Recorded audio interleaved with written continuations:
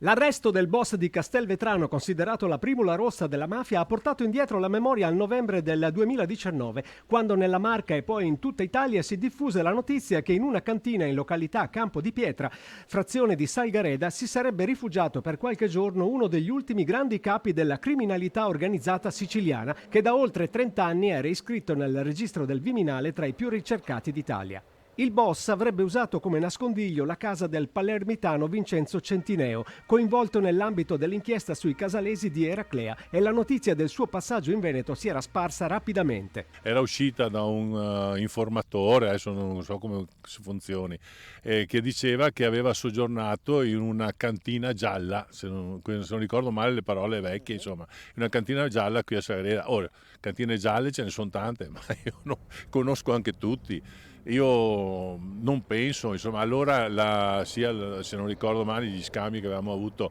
con le forze dell'ordine e con la prefettura dicevano che la notizia non era attendibile, però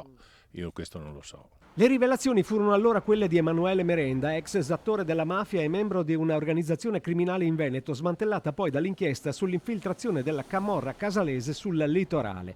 A Salgareda il sindaco Favaretto ricorda l'impegno collettivo contro l'illegalità e mostra con orgoglio un segno della vicinanza a chi, lottando contro la mafia, ha perduto la vita. Abbiamo pensato a questo murales anche per il significato che ha nel nostro territorio, dalle notizie che si sentono, queste eventuali infiltrazioni, e anche il luogo è stato scelto apposta vicino alle scuole, vicino ai plessi sportivi, in modo da dare un grosso impulso verso i giovani, verso i ragazzi. L'arresto di Matteo Messina Denaro non è solo un forte segnale di legalità, ma anche di speranza per il futuro del paese. È il commento del presidente della regione Luca Zaia a seguito del blitz che ha messo fine alla latitanza del pluriricercato.